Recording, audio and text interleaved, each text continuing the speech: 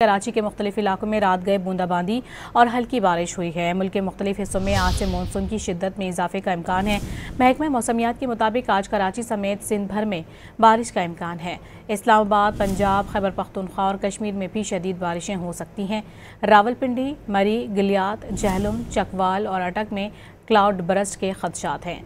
दूसरी जानिब सिंध के मुख्तलिफ इलाकों और बलूचिस्तान में 22 अगस्त तक मूसलाधार बारिश का इम्कान है।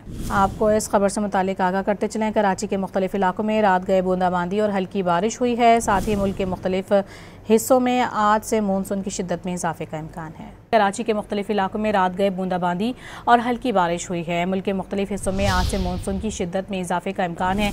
महकमा मौसमियात के मुताबिक आज कराची समेत सिंध भर में बारिश का इम्कान है।